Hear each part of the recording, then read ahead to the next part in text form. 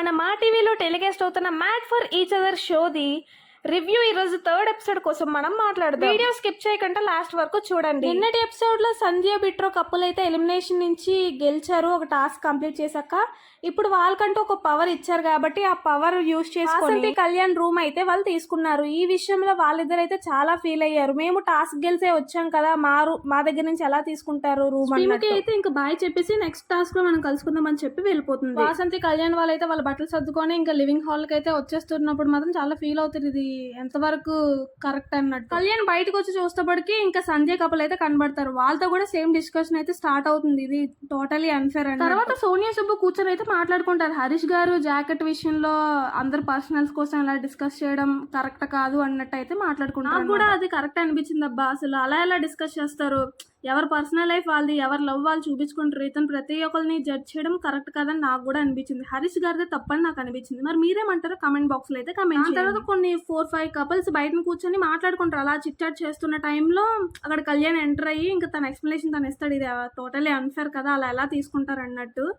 ఈ విషయం మీద అయితే వాసంతి అయితే మాట్లాడుతుంది, నువ్వు అందరితో ఏం డిస్కస్ చేయక, అది కరెక్ట్ కాదని. కళ్యాణ్ చెప్తూ ఉంటాడు, నా బాధ నాకేం కాదు, నేను ఎక్కడైనా పడుకుంటాను, నువ్వు ఎలా లివింగ్ హాల్లో ఉంటావు, నీకు చెలాస్తుంది కదా, నీకు రూమ్ లేకుండా అయ్యిందనే నా బాధ అని చెప్తూ ఉంటా. ఆ టైంలో కొంచెం ఎమోషనల్ అవుతుంది వాసంతి. సరదాగా అందరూ బయట కూర్చున్నప్పుడు అయితే నూకరాజ్కి ఒక చిన్న రీక్రియేట్ చేయమని సీన్ ఇస్తారనమాట. మీది కిస్ కోసం గొడవైంది అన్నారు కదా, దానికోసం చేయండి అని. అది కొంచెం ఫన్నీగా అలా జరిగింది. వాళ్ళు కూడా ప్రేమ గురితే ఇలా అంటూ ఉంటాడు అనమాట. ప్రియాంకకి క్యాండిల్ లైట్ డిన్నర్ అంటే చాలా ఇష్టం, నేను అరేంజ్ చేయలేకపోయాను, మీరైనా మా కోసం చెయ్యండి అన్నట్టు కొంచెం రిక్వెస్ట్ చేస్తే ఫన్నీగా. తర్వాత బ్రెడ్ తింటూ వాసంతి నీతూ నటరాజ్ మాస్టర్ అయితే మాట్లాడుకుంటుంటారు. నటరాజ్ మాస్టర్ అయితే తన కోసం తన పాస్ట్ కోసం చెప్తూ ఉంటారు, నేను అర్జున్ రెడ్డి టైప్. ఇప్పుడు విన్నప్పుడు మనకు సల్లులో ఉంటది కానీ లాస్ట్ లో ఈ ట్విస్ట్ విన్నాక మనకే పొరపాటు. తర్వాత నెక్స్ట్ సీన్ చూసుకుంటే మహేష్ కపుల్ అయితే ఉంటది అనమాట. నాకైతే చాలా చిరాకు వస్తుంది వాళ్ళ వైఫ్ ని చూసి. చిన్న చిన్న వాటికి అలుగుతూ ఓవర్ ప్యాంపరింగ్ అయితే మహేష్ చేస్తున్నాడని నాకు అనిపిస్తుంది. ఇవన్నీ లోపల అవుతుండగానే బయటనైతే గేమ్ అయితే రెడీ చేస్తారనమాట.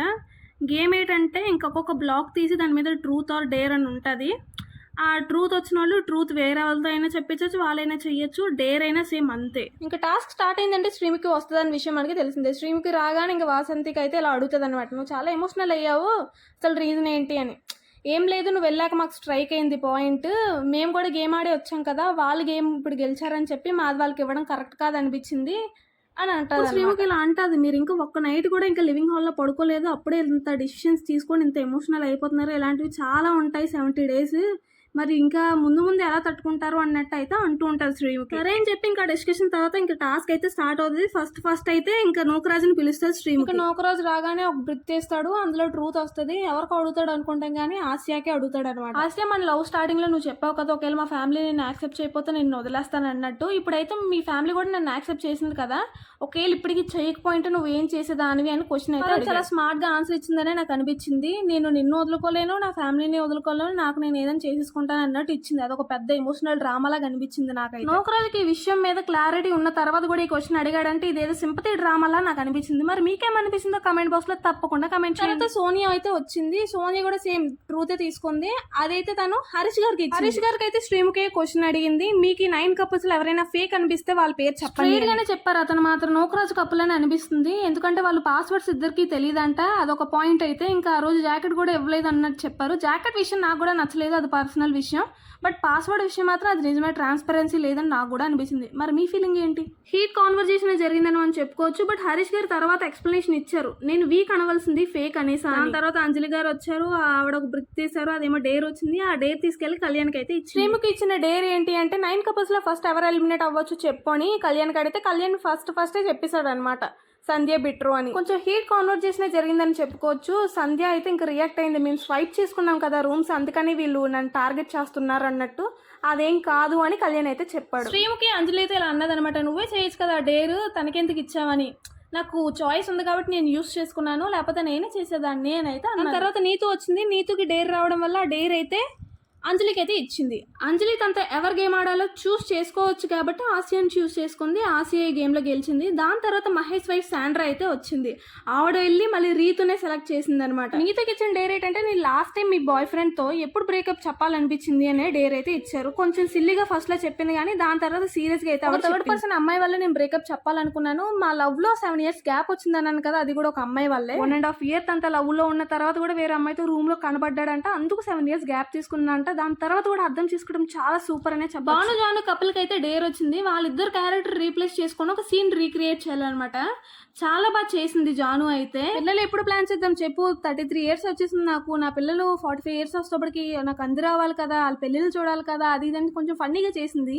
ఈ రోజు ఎపిసోడ్ లో ఇది చాలా ఫన్నీయెస్ట్ మూమెంట్ అని మనం చెప్పుకోవచ్చు. దాని తర్వాత శివాకి అయితే ట్రూత్ వచ్చింది, ట్రూత్ చెప్పాలి ఎవరు ఎలిమినేట్ అవ్వచ్చు అని. శివ కూడా సంధ్య బిట్రో కపుల్ నే అన్నారు, వీళ్ళే నాకు వీక్ గా ఉన్నారు ఎలిమినేట్ అవ్వచ్చు అన్నట్టు చెప్పాడు అన్నమాట. దాని తర్వాత ఛాన్స్ అయితే సంధ్య బిట్రోకే వచ్చింది, మోస్ట్ టార్గెటెడ్ అని చెప్పుకోవచ్చు. వీళ్ళకి ఏం డేర్ వచ్చిందంటే 9 కపుల్స్ లో 2 వీక్ కపుల్స్ పేర్లు చెప్పండి అని అనగానే ఫస్ట్ అయితే సోనియా సుబ్బు పేరు అయితే చెప్పారు. దాని తర్వాత అంజలి పవంతి కూడా నిజంగానే లాంగ్వేజ్ ప్రాబ్లం వల్ల వాళ్ళకి సరిగ్గా అర్థం కాలేదు. దాని తర్వాత శ్రీముఖి ఎక్స్ప్లెయిన్ చేసిన తర్వాత కూడా వాళ్ళ పేర్లే చెప్పడం వాళ్ళకి కొంచెం నచ్చలేదు అనమాట. అప్పటి నుంచి ఇంకా హీట్ కాన్వర్జేషన్ ఒక అరగంట వరకు బాధుడు అలాగా అవుతూనే ఉంది. సంజయ్ చాలా ఓవర్ ఫ్రస్ట్రేట్ అయిపోయి చెయ్యి చూపిస్తూ ఓ అనుకొని కొంచెం మాట్లాడడం నాకు కూడా నచ్చలేదు పర్సనల్గా.